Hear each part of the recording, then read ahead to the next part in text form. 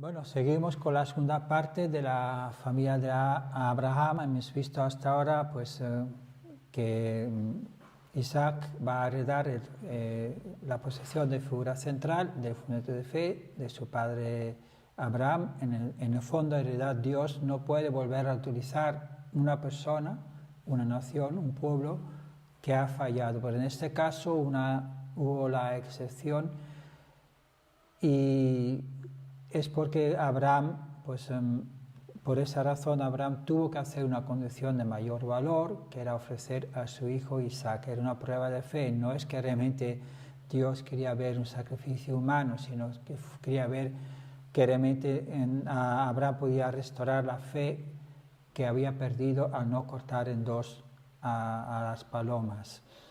Y lo va a conseguir con éxito, y también su hijo Isaac tuvo la misma fe, porque podía haber salido corriendo. Por lo tanto, en el fondo, en este momento, como ellos juntos hicieron la ofrenda y ya había un carnero trabado una zarza, pues es Isaac que va a heredar el fundamento de fe de su hermano, de su padre, Isaac, Abraham. Así que, bueno, entonces eso significa que Dios podía seguir trabajando con esta familia. Recordamos que lo que quiere conseguir es mandar el Mesías a través de esta familia para salvar el mundo entero. Este es el objetivo de todo lo que está ocurriendo detrás de la historia de estos personajes bíblicos, y que hasta ahora no se había entendido. Realmente eran personajes providenciales. Así que a partir de este momento, de alguna manera, aunque en el fondo en la Biblia se puede seguir leyendo acerca de cosas que hizo Abraham, por ejemplo, que fue a Sodoma y Gomorra, que tuvo este debate con Dios para poder perdonar Sodoma y Gomorra. O sea, se sigue hablando de Abraham también, incluso en el Génesis, pero desde el punto de vista providencial ya él no era la figura central, sino era Isaac, su hijo, el que había heredado la misión de poner el fundamento ya ahora de sustancia para poder recibir al Mesías en su propia familia, en su familia. Entonces podría haber habido un primer intento entre Ismael e Isaac. Es la historia de Ismael. Pues Ismael era Abraham y Sara, pues no pudieron tener hijos, su mujer era infértil y por lo tanto Sara, su mujer, le había ofrecido su concubina, que era egipcia, Agar, para tener un hijo. Es algo muy habitual en aquellos tiempos. Le ofreció como concubina, y entonces tuvieron a Ismael entre Abraham y Agar, y era el primogénito. Tenía 13 años cuando nació Isaac, que ya al final nace como un gran milagro de la propia Sara. Y se podría haber hecho el fundamento de sustancia entre esos dos hermanos. Pero ¿qué había ocurrido? Pues finalmente parece que hubo un conflicto entre las dos mujeres, Agar, la sirviente, y la dueña, digo, la ama, Sara. Parece que Agar estaba presumiendo de su hijo, o estaba pensando que él era el primogénito que iba a heredar luego todo de Abraham. Y Sara, cuando tuvo su propio hijo Isaac, pensó que de eso nada, que realmente el hijo heredero pues tendría que ser Isaac, su propio hijo, ¿no? Entonces, con esto que ocurrió al final, pues desgraciadamente Sara va a echar a Agar con su hijo de su familia, de su tienda, y van a ir al desierto. Así que ya esta providencia que tenía que haberse cumplido entre esos dos hermanastros, entre Isaac como Abel, Ismael como Caín, no se va a efectuar, no se puede dar lugar. Esto luego se ha ido multiplicando como gran problema en que llega hasta nuestros días entre los judíos y palestinos. Son todos descendientes de esta familia. Bueno, ¿qué va a ocurrir entonces? Pues ahora Isaac es el que va a estar en la posición de fundamento de fe, de padre de la fe, como tenía que haber sido Abraham, y va a ser a través de sus propios hijos, de Isaac, Esaú y Jacob, que se va a tener que establecer ese fundamento de sustancia, el restaurar Caín, la relación de Caín y Abel.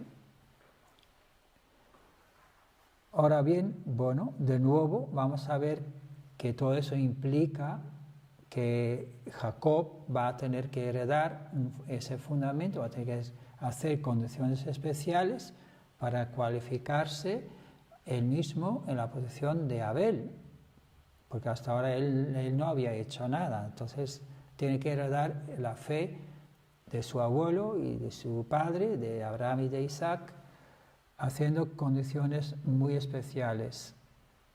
Pues a nivel individual, que hizo comprar la primogenitura de su hermano Esaú. Eso es una historia maravillosa que está en la Biblia, con el plato de lentejas, todo esto. No se puede contar en esta corta historia. Pues bueno, lo va a conseguir. Esaú pues vende su primogenitura por un plato de lentejas. Luego se va a llenar de odio su hermano cuando ve Esaú que finalmente Isaac le da la bendición, la transferencia de la herencia, no a él sino a su hermano Jacob.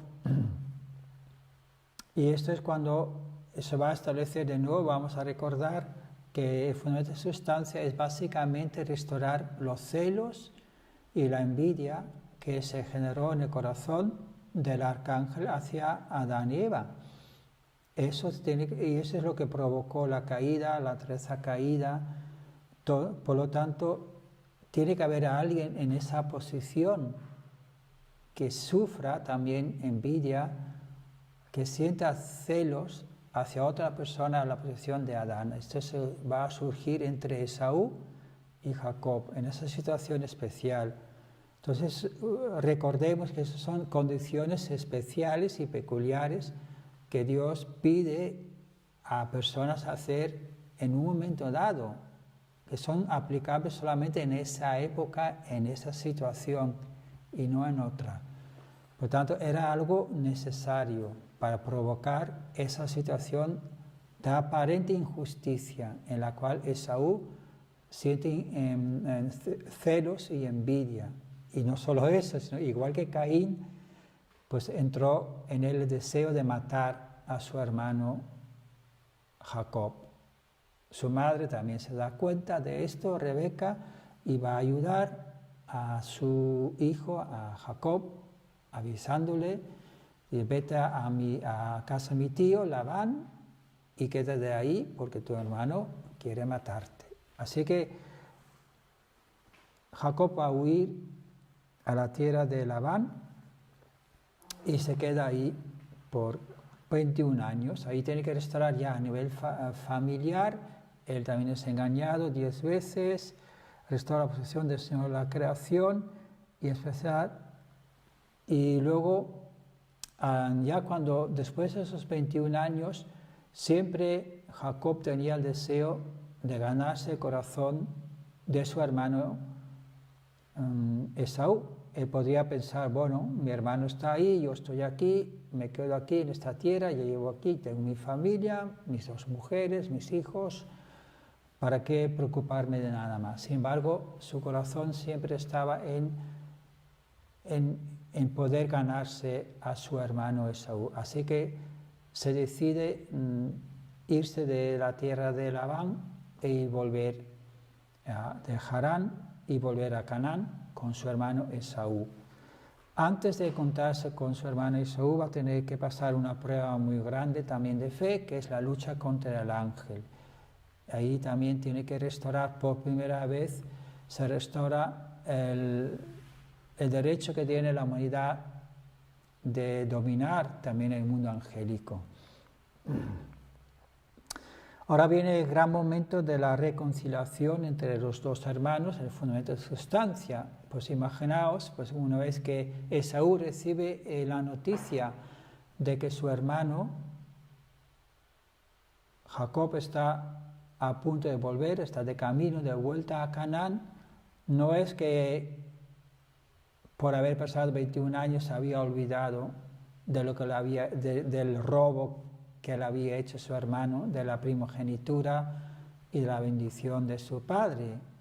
Todavía seguía vivo en él el deseo de matar a su hermano Jacob, y por lo tanto cogió 400 hombres armados y se fue al encuentro de su hermano con el deseo de liquidarle y matarle.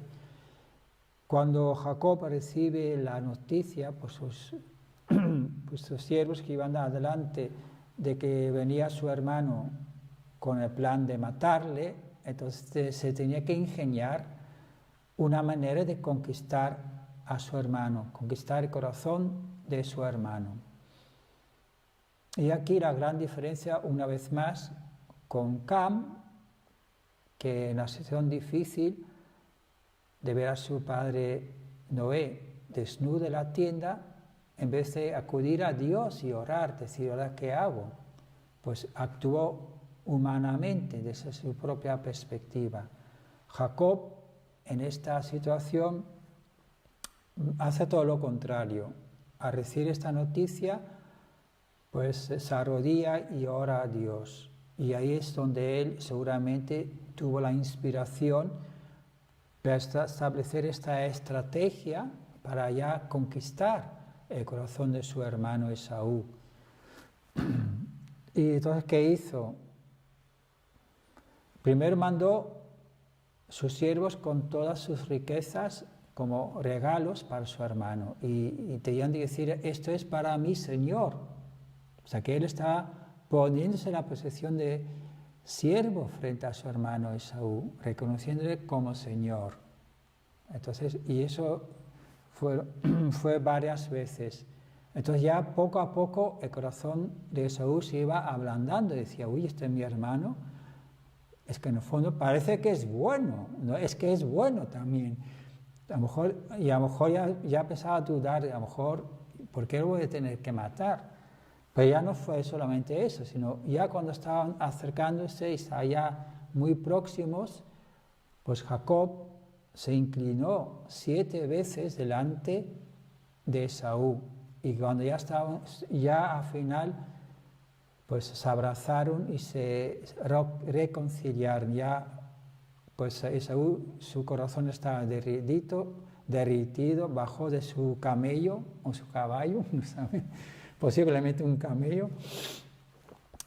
Y ya, pero aún así todavía Jacob le va a decir a su hermano, viendo tu rostro veo el rostro de Dios. O sea, más halagos no voy a hacer. Entonces esto fue muy importante porque aquí vamos a ver por primera vez la victoria de los dos, de Caín y Abel. No es solamente que Jacob consiguió ser un Abel bueno, Caín también restauró por primera vez a Caín. Por primera vez en la historia, una persona ha podido superar el sentimiento de celos y envidia. Eso es muy importante. Y el deseo de querer matar al rival, de destruir al rival, que era lo que hizo Satán en el jardín del Edén. No quiso destruir a Adán y Eva, ¿no? Y es lo que ha hecho. Entonces aquí la victoria de Esaú realmente es una gran victoria. A veces no se tiene mucho en cuenta, se enfatiza mucho Jacob, pero Esaú también consiguió la victoria. Si él no hubiese cambiado su corazón, pues habría matado, habría liquidado a su hermano seguramente, había repetido el fallo de Caín, pero no, él lo consiguió. Por tanto, eso fue una gran victoria de ambos, la unidad de Caín y Abel por primera vez en la historia. Así que, desde el punto de vista de Dios, al final esas tres generaciones son consideradas una sola generación. Abraham, Isaac y Jacob. Y por eso Dios dice que soy el Dios de Abraham, Isaac y Jacob en el Antiguo Testamento. Porque aunque son tres generaciones, desde su punto de vista providencial, es solamente una generación.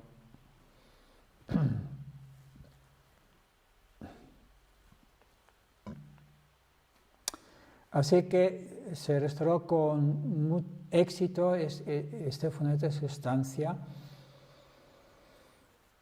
pero como el Mesías no pudo venir en aquel momento, porque era solamente un nivel familiar y ya había reinos que podrían simplemente liquidar ese pequeño fundamento familiar. Y por otra parte, recordemos que por el fallo de Abraham, los descendientes suyos, de Isaac y Jacob, tendrían que finalmente pasar 400 años de esclavitud en un pueblo extraño, ¿no? Esta es una condición que había que cumplirse. Por lo tanto, vamos a ver que esta familia finalmente a través de José pues van a entrar, el hijo de Jacob, entrar en Egipto y van a pasar los 400 años de esclavitud. Vamos a ver algunas lecciones que podemos aprender de esta familia, de la familia de Abraham. La voluntad de Dios, aunque es absoluta, no puede realizarse si el hombre no cumple su parte de responsabilidad. Dios nos puede indicar qué hacer, pero somos nosotros que tenemos que hacerlo. Hay que estar atentos a los detalles incluso más pequeños. Un error pequeño tuvo enormes consecuencias, como cuando Abraham falló en cortar la paloma en dos. Siempre que fallamos en nuestra responsabilidad, la providencia de Dios se prolonga y el mal también, el sufrimiento se prolonga. Así como Abraham dividió la ofrenda en dos, para que Dios nos pueda aceptar, tenemos que separar el bien y el mal dentro de nosotros. Esa ofrenda del bien y del mal dentro de nosotros. La adicción de un momento afecta una vida o la historia. Bueno, ya hemos visto que ahora finalmente en el tercer intento Dios va a conseguir por fin crear el fundamento para la venida del Mesías a nivel familiar, con la familia de Abraham, Isaac y Jacob. Pero se va a tener que extender ahora a un nivel nacional, que ahora es la historia de Moisés y luego este pueblo elegido de Israel, porque bueno, Jacob cambió su nombre a Israel cuando venció al ángel en el vado de Yabok. Entonces va a ser a nivel nacional, se tiene que extender finalmente incluso hasta los días de Jesús. Ahora, en el siguiente episodio vamos a ver la nación de Moisés. Pues hasta la próxima.